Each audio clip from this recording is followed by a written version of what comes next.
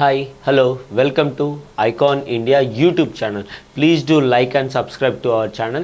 మనం ఈ వీడియోలో కెమిస్ట్రీ బేస్డ్ క్వశ్చన్స్ ఒక 10 నేర్చుకుంటామండి. డీటెయిల్గా డిస్కషన్స్ జరుగుతుంది. గత సంవత్సరాలలో వచ్చిన ఆర్ఆర్బి క్వశ్చన్స్ని డిస్కస్ చేస్తూ ఉంటామండి. ఇక్కడ క్వశ్చన్ డిస్ప్లే అవుతుంది, అలాగే ఏ ఇయర్లో వచ్చిందనేది ఉంటుంది. మనం ఎక్స్ప్లెనేషన్ స్టార్ట్ చేద్దామండి. Dash is not a compound. ఇందులో కాంపౌండ్ కానిది ఏంటి? ఇప్పుడు ఫర్ ఎగ్జాంపుల్ చాక్ అంటే ఏంటండి? జనరల్లీ చాక్ మనం రాస్తుంటాం కానీ బోర్డు పైన. చాక్ అంటే ఏంటి? Calcium carbonate. లైమ్ స్టోన్ అంటాం కదండి, శుద్ధ ముక్క, right, like that. Hydrogen sulphide formula ఇదండి. సల్ఫర్ డయాక్సైడ్ ఫార్ములా, ఓకేనా, రైట్. లెడ్ ఫార్ములా ఏంటి? పీబీ. ఒక్కసారి బాగా అబ్జర్వ్ చేయాలండి. ఫస్ట్ ఆఫ్ ఆల్ కాంపౌండ్ అంటే ఏంటండి? కాంపౌండ్ అంటే మాలిక్యూల్, రైట్. ఫస్ట్ మాలిక్యూల్ అంటే ఏంటి అదొకసారి డిస్కస్ చేద్దాం. మాలిక్యూల్ అంటే ఏమని చెప్పాను? Group of atoms which have chemical bonding between them. Okay, కొన్ని యాటమ్స్ ఉన్నాయండి, group of atoms that are chemically bonded. So వాటి మధ్యలో ఒక కెమికల్ బాండింగ్ కానీ ఉంటే అప్పుడు ఆ గ్రూప్ ఆఫ్ యాటమ్స్ని ఏమనాలి? మాలిక్యూల్ అంటాం, ఓకేనా. మాలిక్యూల్ అంటే group of atoms that have chemical bond. Group of atoms వాటి మధ్యలో ఒక బాండింగ్ అనేది ఉండాలండి, రైట్. అయితే సపోజ్ సార్ ఇందాక ఏమన్నారు? గ్రూప్ ఆఫ్ యాటమ్స్ అన్నారు కదా, ఒక యాటమ్స్ యొక్క గుంపు. మరి సపోజ్ సేమ్ యాటమ్స్ వచ్చాయి అనుకోండి, సేమ్ యాటమ్, ఆక్సిజనే ఉందనుకోండి, అప్పుడు అది ఏమవుతుంది? సేమ్ యాటమ్స్ మధ్యలో కెమికల్ బాండింగ్ అలా ఉంటే సో అప్పుడు వాటిని మనం ఎలిమెంట్ అని పిలుస్తాము. ఎలిమెంట్ లేదా సేమ్ యాటమ్స్ ఉండాలి మొత్తానికి. సింపుల్గా చెప్పాలంటే సేమ్ యాటమ్స్ ఉంటే ఎలిమెంట్, సేమ్ యాటమ్స్ ఉంటే వాటిని మనం ఏమనాలి? ఎలిమెంట్ అంటాం, రైట్. బట్ మనకి డిఫరెంట్ యాటమ్స్ వచ్చాయండి. ఇది ఒక కాంపౌండ్ అండి. ఈ మాలిక్యూల్లో డిఫరెంట్ యాటమ్స్ వచ్చాయి. అప్పుడు ఏమనాలి sir? We call it as different యాటమ్స్తో ఒక మాలిక్యూల్ కానీ తయారవుతే, డిఫరెంట్ యాటమ్స్ వచ్చినట్టయితే compound. For example carbon dioxide చూడండి, కార్బన్ వేరే యాటమ్, ఆక్సిజన్ వేరే యాటమ్, వేరే యాటమ్స్ వచ్చాయి. ఇందాక మనం డిస్కస్ చేసాం చూడండి, సల్ఫర్ డయాక్సైడ్, సల్ఫర్ వేరే యాటమ్, ఆక్సిజన్ వేరే, హైడ్రోజన్ వేరే, సల్ఫర్ వేరే యాటమ్స్, కాల్షియం వేరే యాటమ్, కార్బన్ వేరే, ఆక్సిజన్ వేరే. చూడండి డిఫరెంట్ యాటమ్స్ వచ్చాయి. కానీ ఇక్కడ మనం చూసుకున్నట్టయితే O2, ఆక్సిజన్ సేమ్ ఉన్నాయి, ఆక్సిజన్. నా N2 nitrogen. Okay, for example helium రాయొచ్చు కదండి, రైట్. ఇలా ఐరన్, ఇప్పుడు గోల్డ్ ఎక్సెట్రా, ఇవన్నీ చూడండి సేమ్ ఉన్నాయండి. ఇది ఒకటే యాటమ్, ఒకటే లేదా సేమ్ యాటమ్స్ ఎక్కువ వచ్చినా పర్లేదు, సేమ్ ఉండాలి మొత్తానికి. అలాగే ఇక్కడ చూడండి ఓన్లీ లెడ్ అంటే పీబీ, ప్లంబం ఒకటే ఉంది. సో ఇక్కడ ఇది కాంపౌండ్ కాదు, ఇవన్నీ కాంపౌండ్స్. ఎందుకు? డిఫరెంట్ యాటమ్స్ వస్తే కాంపౌండ్, డిఫరెంట్ యాటమ్స్ ఉన్నాయని చెప్పా. ఇవన్నీ కాంపౌండ్ కానిది ఏంటి? Lead, fine. Next, a mixture of sand and sugar is example of. So ఇసుకని షుగర్ని కలిపేస్తే అది పర్ఫెక్ట్గా మిక్స్ అవుతుందా అండి? సింపుల్గా చెప్పాలంటే అదేమవుతుంది? హెటిరోజీనియస్. మరి పర్ఫెక్ట్గా అయితే కాదు. సో అది హెటిరోజీనియస్ మిక్చర్. పర్ఫెక్ట్ అవుతే అప్పుడు దాన్ని హోమోజీనియస్ మిక్చర్. మరీ పర్ఫెక్ట్గా అంటే మనకి ఇంకా తేడానే కనపడొద్దు. శాండ్ షుగర్ సపరేట్గా అస్సలు కనపడొద్దు. మరి కంప్లీట్గా ఉంటే అప్పుడు అది హోమోజీనియస్ అవుతుంది. అసలు హోమోజీనియస్ ఛాన్స్ రాదండి, ఓకే. హెట్రోజీనియస్ ఛాన్స్ ఉంటుంది, right. Next, which of the following is the process of converting sugar into alcohol. షుగర్ని ఆల్కహాల్ లాగా కన్వర్ట్ చేస్తాం. ఏ ప్రాసెస్ ద్వారా అండి? ఓకే, జనరల్లీ మనము మైక్రో ఆర్గానిజమ్స్ యూస్ చేసి in the absence of air లేకుండా, ఐ మీన్ ఆక్సిజన్ లేకుండా, ఓకే, మైక్రో ఆర్గానిజమ్స్ ఏం చేస్తాయి? షుగర్ సబ్స్టెన్సెస్ని ఎలా ఆల్కహాల్ లాగా చేస్తాయి. మనకు తెలుసు కదండి, ద్రాక్ష పండ్లు, గ్రేప్స్ని ఆల్కహాల్ చేస్తుంటాం. ఎలా 10 years, 15 years, 100 years, 200, 300 ఇలా కొన్ని ఇయర్స్ తర్వాత తయారవుతుంది. సో జనరల్లీ చాలా టైం పడుతుంది. సో ఈ షుగర్స్ అంటే ఏంటి, జనరల్లీ మన ఇందాక చెప్పాం లైక్ గ్రేప్స్ కానీ గ్రెయిన్స్ ఉంటాయి కానీ వీట్, బార్లే అలాంటివి కూడా వేసి కూడా యూ కెన్ ప్రిపేర్ ఆల్కహాల్, వాటితో కూడా చేయొచ్చు. కానీ మొత్తానికి మైక్రో ఆర్గానిజమ్స్ ఆక్సిజన్ అబ్సెన్స్లో, ఆక్సిజన్స్ ఉండదు, ఆక్సిజన్స్ ఉండనప్పుడు షుగర్స్ని కానీ ఆల్కహాల్ లాగా కన్వర్ట్ చేస్తే మనం దాన్ని ఫర్మెంటేషన్ అనాలి. ఫర్మెంటేషన్ అంటే ఇది. నెక్స్ట్ ఇక్కడ ఆక్సిడేషన్, పాస్టరైజేషన్ ఇవి కూడా చూద్దామండి. ఆక్సిడేషన్ అంటే ఏంటి, ఇప్పుడు ఏదైనా ఒక సబ్స్టెన్స్ ఉంది, దానికి మనం ఆక్సిజన్ యాడ్ చేసామనుకోండి. ఇప్పుడు సపోజ్ ఫర్ ఎగ్జాంపుల్ మనం ఏం చేద్దాము, ఒక ఇన్సెన్స్ స్టిక్ ఉంది, దాన్ని బర్నింగ్ చేసాం. ఇన్సెన్స్ స్టిక్ అగరబత్తి బర్న్ చేస్తే ఆక్సిజన్ వచ్చినట్టే కదండి. మరి ఇదేంటి ఆక్సిడేషన్. రస్టింగ్, తుప్పు పట్టడం. సో ఏదైనా ఆబ్జెక్ట్కి తుప్పు ఎప్పుడు పడుతుంది, ఒక ఐరన్ ఉందనుకోండి, దానికి తుప్పు పడుతుంది అంటే గాల్లో ఉన్న ఆక్సిజన్ రియాక్ట్ అయింది, అంటే దానికి ఆక్సిజన్ యాడ్ అవుతే వాటర్ వేపర్ అది కూడా ఉంటుంది. సో ఎస్పెషల్లీ నేను ఆక్సిజన్ మీద ఫోకస్ చేస్తున్నా. సో ఆక్సిజన్ దేనికైనా యాడ్ అవుతే ఏమనాలి, అడిషన్ ఆఫ్ ఆక్సిజన్ ఏమనాలండి, అడిషన్ ఆఫ్ ఆక్సిజన్ని మనం ఆక్సిడేషన్ అంటాం. పాస్టరైజేషన్ జనరల్లీ మనం మిల్క్కి యూజ్ చేస్తాం. మిల్క్ పాస్టరైజేషన్ గుర్తుందండి, ఒక్కసారి టెంపరేచర్ పెంచి అక్కడే పెట్టేసి ఒక సర్టన్ డ్యూరేషన్ వరకు అక్కడే పెట్టి సడన్గా కూల్ చేయాలి. ఓకే, బాగా హీట్ చేసి ఒక పర్టికులర్ టైం వరకు హీట్ చేసి సడన్గా కూల్ చేసామనుకోండి, అప్పుడు దాని లోపల ఉన్న మైక్రో ఆర్గానిజమ్స్ కానీ అన్నీ చనిపోతాయి. సో ఆ టెక్నిక్ పేరే పాస్టరైజేషన్. ఆ పాలను అలా చేశాకే మన ఏంటి ప్యాకెట్స్లో వస్తాయండి. పాస్టరైజ్డ్ మిల్క్ అని వినే ఉంటాం, ప్యాకెట్లో వచ్చే మిల్క్ అంతా పాస్టరైజేషన్. సో పాలు ఎక్కువ రోజులు ఉంటాయి, 1 day 2 day అలా ఎక్సెట్రా. నెక్స్ట్ బ్లీచింగ్ అంటే ఏంటి, జనరల్గా కూడా మనం బ్లీచింగ్ అంటుంటాం.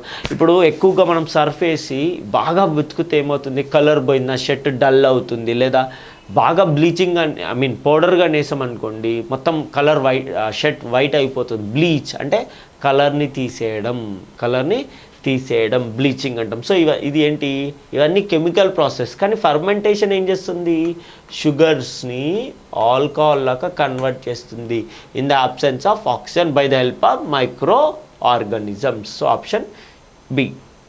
Next, which of the following is not a physical change. ఇందులో ఫిజికల్ చేంజ్ కాంది అంటే అది కెమికల్ చేంజ్ గుర్తుపట్టమనే కదండి మనకు కావాల్సింది. కెమికల్ చేంజ్ ఏంటి, melting of solid into liquids.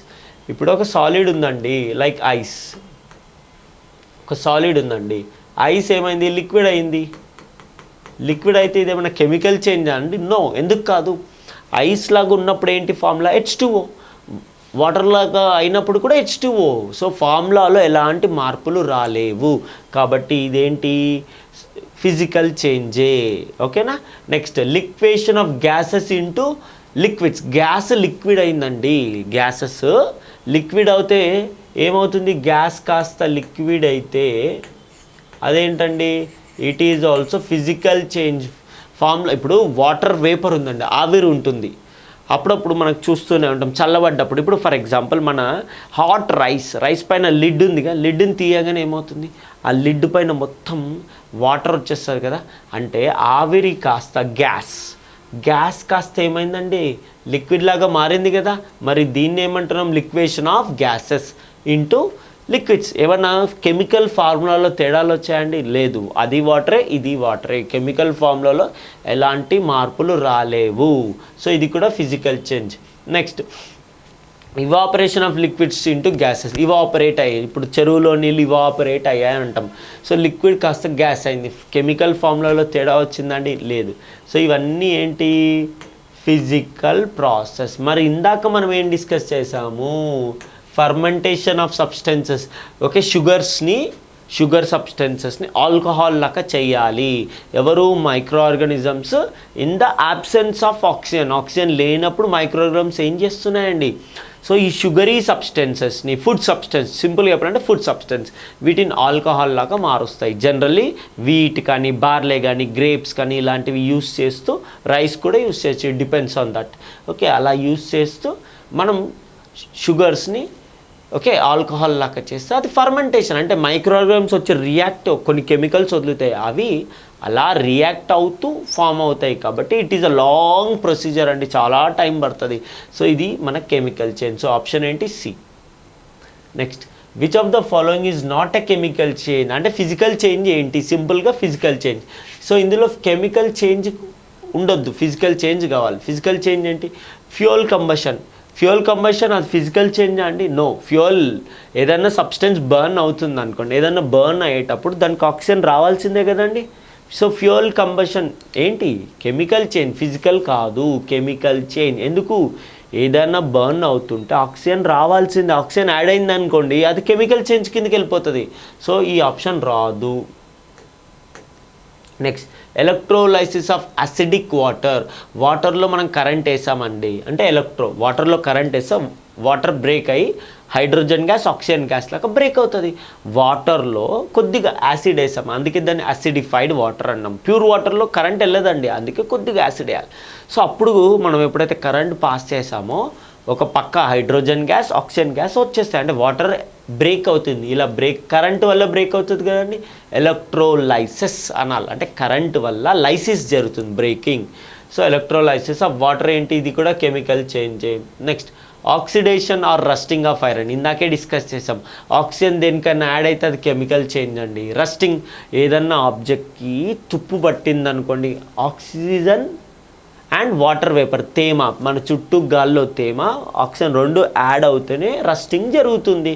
So ఇప్పుడు మరి ఇదేంటి, సో ఇవన్నీ కెమికల్ చేంజ్. ఇక్కడ చూద్దాం, glowing of platinum wire. Platinum wire glow కావడం ఏంటండి, so it is physical change. ఇవన్నీ కావు మన ఆప్షన్. సో ఆప్షన్ ఏంటి, D, glowing of platinum wire. For example fluorescent bulbs చూడండి, ఎల్లో కలర్ బల్బ్స్లో చూసింటే ఇప్పుడు ఎక్కువగా వాడట్లేము. ఈ ఎల్లో కలర్ బల్బ్స్లో టంగ్స్టన్ వైర్ ఉంటుంది, filament, tungsten filament.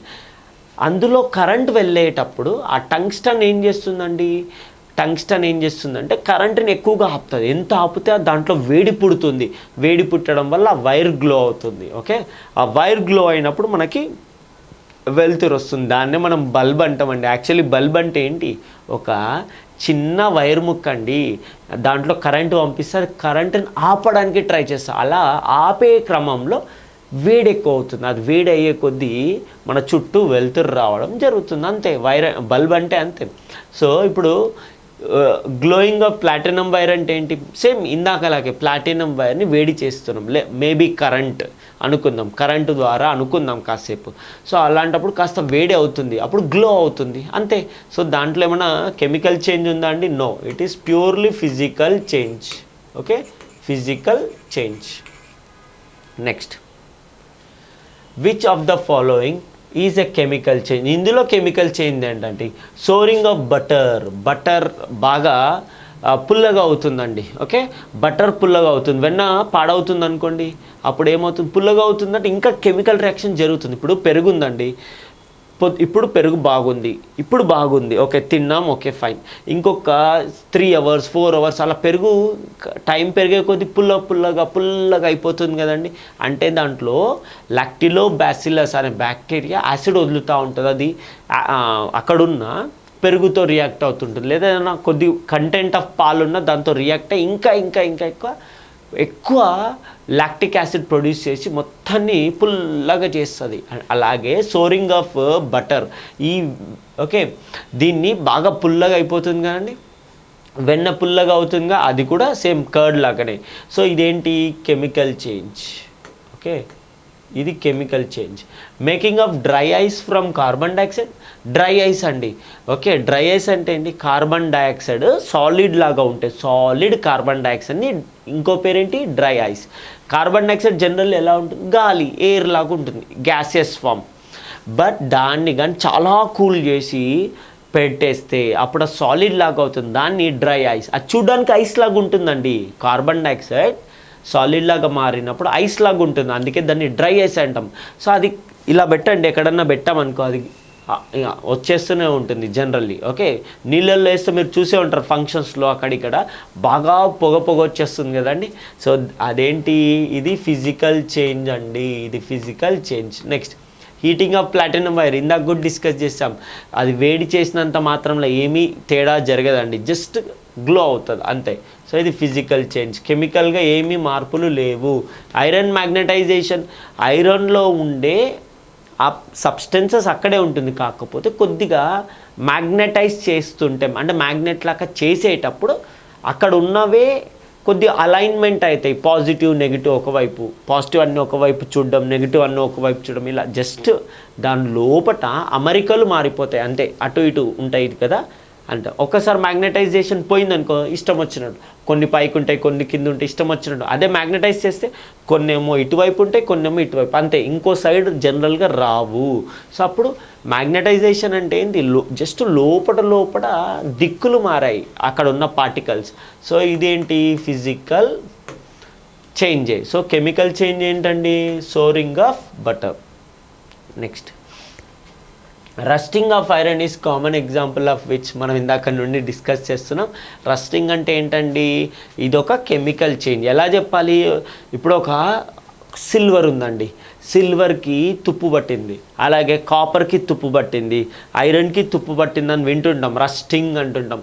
So rusting అంటే ఏంటి, జనరల్లీ ఆక్సిజన్ వచ్చి మెటల్ సర్ఫేస్, మెటల్ కదండి పైన సర్ఫేస్, గాలిలో ఉన్న ఆక్సిజన్, అలాగే తేమ, తడి పచ్చిగా ఉంటుంది కదండి, అంటే వాటర్ వేపర్ ఉంటుందిగా, ఆవిరి ఉంటుందిగా, ఆ ఆవిరి తేమ ఏదైతుందో అది ఆక్సిజన్ రెండు ఈ మెటల్ యొక్క సర్ఫేస్ని తాకగానే అక్కడ తుప్పు అనేది స్టార్ట్ అవుతుంది. సో ఇది ఏ ప్రాసెస్, కెమికల్ ప్రాసెస్. ఇంకా డౌట్ ఏంటండి, సో కెమికల్ ప్రాసెస్ ఇదేమన్నా ఇందులో ఏమైనా హీట్ ఎక్స్చేంజ్ అవుతుందా, హీట్లో మార్పులు వచ్చాయా, ఎగ్జోథర్మిక్ అంటే దాని నుండి బయటికి హీట్లు వచ్చాయి, ఇలా జస్ట్ కన్ఫ్యూజ్ చేయడానికి ఇస్తుంటాడండి, కంగారు ఏమీ లేదు. Right option D. Next which of the following is an example of chemical change. ఇందులో కెమికల్ చేంజ్ ఏంటి, ఒకసారి సబ్లిమియేషన్ అంటే ఏంటండి, సబ్లిమియేషన్ అంటే సాలిడ్స్ కానీ డైరెక్ట్గా గ్యాస్ అయ్యాయి అనుకోండి, సాలిడ్స్ డైరెక్ట్గా గ్యాషియస్ ఫామ్లోకి వెళ్ళిపోయాయి. సపోజ్ ఇప్పుడు మనకి నాప్థలిన్ బాల్స్ ఉంటాయి కదా, suppose example Odonil room fresheners ఉంటాయి కదా, జనరల్లీ సాలిడ్ లాగా ఉన్నాయనుకోండి, అవి డైరెక్ట్ గ్యాస్ అవుతాయి. సో అప్పుడు మనం దాన్ని ఏమన్నా ప్రాసెస్ పేరు సబ్లిమియేషన్. ఓకే, లైక్ క్యాంఫర్ కానీ నాప్థలిన్ కానీ ఓడోనిల్ కానీ ఇవన్నీ కూడా దీని కిందకే వస్తాయి. క్రిస్టలైజేషన్ అంటే గడ్డగట్టడం అండి, చిన్న క్రిస్టల్స్ లాగా కావడం. ఓకే, చిన్న క్రిస్టల్స్ లాగా అయినాయి అనుకోండి, దాన్ని మనం ఏమంటాము క్రిస్టలైజేషన్. అంటే సాలిడ్ ఫామ్లోకి వస్తే దాన్ని ఏమనాలి క్రిస్టలైజేషన్, సాలిడ్ రూపంలోకి రావాలి, సాలిడ్స్ లాగా అవ్వాలి. మరి ఎక్కడి నుండి, ఫర్ ఎగ్జాంపుల్గా నేను క్రిస్టలైజేషన్కి వాటర్ ఇస్తున్నాను, సాల్ట్ వాటర్ తీసుకోండి, సాల్ట్ వాటర్ని బాగా వేడి చేస్తున్నాను, వాటర్ వెళ్ళిపోయాక ఆ సాల్ట్ ఏమవుతుంది, కిందికి గడ్డలు ఇంత గడ్డలు వచ్చేస్తుంది ఇష్టం వచ్చినట్టుగా, దాన్ని క్రిస్టలైజేషన్ అంటున్నాం. ఓకే, ఏదైనా ఒక సబ్స్టెన్స్ గడ్డలుగా కట్టడాన్ని ఏమనాలి క్రిస్టలైజేషన్. ఇదేంటి అంటే అప్పటి వరకు సాల్ట్ అక్కడే ఉంది కానీ జస్ట్ గడ్డల రూపంలో వచ్చింది, అంటే ఫిజికల్ చేంజ్ అండి, టెన్షన్ ఏం లేదు.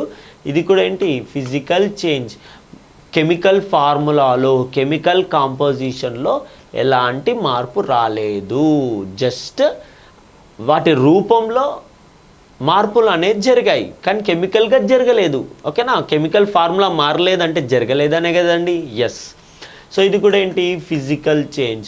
నెక్స్ట్ డిస్టిలేషన్ అంటే ఏంటి, ఫర్ ఎగ్జాంపుల్ ఏదన్నా ఒక లిక్విడ్ ఉందనుకోండి, దాన్ని బాగా వేడి చేయండి, ఇట్ విల్ టర్న్ ఇంటూ వేపర్గా, ఆవిరి లాగా ఇలా మారిపోయాక ఆ ఆవిరిని కూల్ చేయండి, చల్లగా చేయండి, అప్పుడు మళ్ళీ లిక్విడ్ వస్తుంది, అంతే సింపుల్. ఇప్పుడు వాటర్ ఇంప్యూర్ ఉందనుకోండి, నాతో నీళ్ళు కొన్ని పాడై ఉన్నాయి, దాంట్లో బ్యాక్టీరియా పెరిగింది, okay, different kind of impurities వేయండి, దాంట్లో ఏమన్నా చెత్త వేయండి, మీ ఇష్టం వచ్చింది వేసేయండి. ఇప్పుడు దీన్ని సాల్ట్ వేయండి, షుగర్ వేయండి, అన్నీ కలిపేయండి, ఆయిల్ వేయండి, అన్నీ వేయండి ఈ వాటర్లో. ఇప్పుడు మనం హీట్ చేస్తూ ఉండండి, వాటర్ ఆవిరి అయింది కదండి, ఈ గాలిలో రూపంలో ఉన్న ఆవిరిని మనం కూల్ చేస్తే వాటర్ డ్రాప్స్ పడతాయి, ఇది ఫ్రెష్ ప్యూర్ వాటర్ అండి, డిస్టిల్ వాటర్ అంటాం. సో డిస్టిల్ వాటర్ అంటే ప్యూర్ వాటర్. మరి డిస్టిల్ వాటర్ తయారు చేసే ప్రాసెస్ పేరే డిస్టిలేషన్. మరి ఇందులో ఏమైనా కెమికల్గా మార్పులు వచ్చా, లిక్విడ్ రూపంలో ఉన్న వాటర్ కాస్త గ్యాస్ అయ్యి మళ్ళీ గ్యాస్ కాస్త లిక్విడ్ అయింది, ఏం మార్పు లేదు, అంటే జస్ట్ ఫిజికల్గా మాత్రమే మార్పులు జరుగుతున్నాయి. నెక్స్ట్ న్యూట్రలైజేషన్ అంటే ఏంటండి, మన కెమిస్ట్రీలో మనందరికీ తెలుసు, న్యూట్రలైజేషన్ అంటే జనరల్లీ బేసెస్ ఉంటాయి కదండి, ఆల్కలీస్ అందాం, బేసెస్ అన్న ఆల్కలీస్ అన్న okay. Bases when the react with acids bases కానీ రియాక్ట్ అవుతే ఓకే. బేస్ యాసిడ్ రియాక్ట్ అవుతే ఏమవుతుందండి, నేను సింగులర్ యూజ్ చేస్తానండి. బేస్ ప్లస్ యాసిడ్ కానీ రియాక్ట్ అవుతే, బేస్ ప్లస్ యాసిడ్ కానీ రియాక్ట్ అయింది అనుకుందాం, అప్పుడు ఏం ఫామ్ అవుతుంది, ప్రోడక్ట్స్ ఏంటి ఇవి, రియాక్టెంట్స్. ఇదేంటి ప్రోడక్ట్స్, ఇదేమొస్తుంది, సాల్ట్ ప్లస్ వాటర్ ఫామ్ అవుతుంది ఓకే. Salt plus water. ఒక చిన్న ఎగ్జాంపుల్ చూద్దామా ఓకే. సోడియం హైడ్రాక్సైడ్ ఇది ఒక బేస్ అండి, ప్లస్ HCl యాసిడ్ అండి. సో యాసిడ్ మనకి సాల్ట్ ఫామ్లా ఎగ్జాక్ట్గా చెప్పడానికి రాదు, సిచ్యువేషన్ తగ్గట్టుగా సాల్ట్ ఫామ్లో మారచ్చు okay.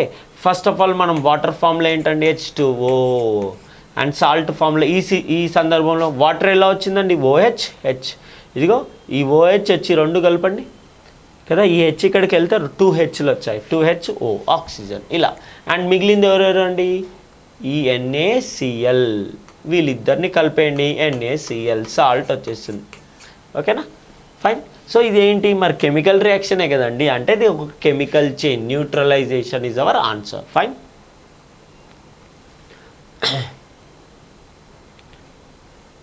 Okay, dash is not a chemical change. ఇందులో కెమికల్ చేంజ్ కాందేంటి, ఇప్పుడు baking of an egg, baking of cake, rotting of banana. Banana కుళ్ళిపోతుందంటే దాంట్లో మార్పులు జరుగుతున్నట్టే కదండి కెమికల్గా, అవును. ఇప్పుడు మంచి బనానా తినొచ్చు పర్లేదు, రోటెన్ బనానా, ఖరాబ్ అయిన బనానా అంటే దాంట్లో ఏంటి, ఇప్పుడు అది తింటే మనకు ఫుడ్ పాయిజన్ అవుతుంది అంటే దాంట్లో ఉన్న కెమికల్స్ రియాక్ట్ అవుతున్నాయి దేంతో, మైక్రో ఆర్గానిజమ్స్తో. అలా మైక్రో ఆర్గానిజమ్స్ వచ్చేసి కొన్ని యాసిడ్స్ రిలీజ్ చేసి పండును పాడు చేశాయి, అది రోటెన్. సో ఇది ఏ type of change, chemical change అండి. బేకింగ్ ఆఫ్ కేక్ని బేకింగ్ చేస్తే బేకింగ్ పౌడర్ వేస్తాం, బేకింగ్ పౌడర్ కదా. సో బేకింగ్ పౌడర్ వేసినప్పుడు పిండిలో, కేక్ కలిపేటప్పుడు పిండిలో బేకింగ్ పౌడర్ వేయాలి, అది వేడి చేసినప్పుడు బేకింగ్ పౌడర్ నుండి కార్బన్ డైఆక్సైడ్ గ్యాస్ వస్తూ కేక్ని ఏం చేస్తాం, ఉబ్బేలా చేసి చిన్న చిన్న హోల్స్ వేస్తాం. మనం బ్రెడ్ చూసాం కదండి, హోల్స్ ఎలా ఉంటాయి, ఎందుకు ఉంటాయి, బేకింగ్ పౌడర్ వేసినందుకు. అంటే ఇదేంటి కెమికల్ చేంజే. బేకింగ్ ఆఫ్ ఎగ్స్ కూడా ఇలాగే కెమికల్ చేంజ్లోకి వస్తుంది. ఎగ్ని బేకింగ్ చేసినా కూడా మనం జనరల్గా స్టవ్ మీద పెట్టి ఇప్పుడు జస్ట్ ఎగ్ వేసాం, వేడి చేస్తూ ఉన్నప్పుడు దాంట్లో కెమికల్ రియాక్షన్ ఖచ్చితంగా జరుగుతుంది, right. But melting of ice cube, ice first ఫామ్లో ఏంటండి, ఇప్పుడు ఐస్ ఉందండి, ఇది ఐస్ అనుకుంటే ఐస్ ఫామ్లో ఏంటి, H2O వాటరే. ఇది కాస్త లిక్విడ్ లాగా మారిపోయింది, వాటర్ అయింది, లిక్విడ్ లాగా మారిపోయింది. దీని ఫార్ములా ఏంటండి, మళ్ళీ వాటరే. సో వాటర్ కాస్త ఫార్ములా మళ్ళీ వాటరే ఉంది కదండి, మార్పు వచ్చిందా, లేదు. కాకపోతే పైకి భౌతికంగా కనిపిస్తుంది, పైకి మాత్రమే అలా కనిపిస్తుంది, బట్ లోపల చూస్తే, ఇంటర్నల్గా చూస్తే కాంపోజిషన్లో మార్పులు రాలేవు. H2O ఎలా ఉందో అలాగే ఉంది. సో మన ఆప్షన్ ఏంటి, not a chemical change. So option melting of ice cubes. Next, which of the following is a physical change. ఇందులో ఫిజికల్ చేంజ్ ఏంటి, ఫర్మెంటేషన్ ఆఫ్ గ్రేప్స్ ఇందాక చెప్పాం గుర్తుందండి. ఆల్కహాల్ ప్రిపేర్ చేయడానికి గ్రేప్స్ని ఓకే గాలి తగలని ప్లేస్లో పెడితే అప్పుడు కొన్ని మైక్రో ఆర్గానిజమ్స్ ఆక్సిజన్ లేని సందర్భంలో స్టిల్ దే ప్రొడ్యూస్ కొన్ని యాసిడ్స్ని ప్రొడ్యూస్ చేసేసి షుగర్స్ని కాస్త ఆల్కహాల్ చేస్తాయి అని చెప్పాం ఓకే. సింపుల్గా ఆల్కహాల్ తయారు చేసే ప్రాసెస్ ఫర్మెంటేషన్. ఇది కెమికల్ ప్రాసెసే కదండి, ఎస్ ఇది chemical. Next, ripening of fruits. So ripening అంటే ఫ్రూట్ కాస్త పండవడం, ఇంకా పండవుతుందంటే దాని లోపల కెమికల్గా మార్పులు జరుగుతున్నట్టే కదండి. ఇప్పుడు కాయ ఉంది, కాయకి పండుగ తేడా ఉందిగా, అంటే ఆ తేడా ఏంటి, కెమికల్ మార్పు వల్లనే కాయ కాస్త పండైంది, దాన్నే రైపనింగ్ ఆఫ్ ఫ్రూట్స్. ఇది కూడా ఏంటండి, లోపల అంతర్గతంగా కెమికల్ చేంజ్ జరుగుతుంది.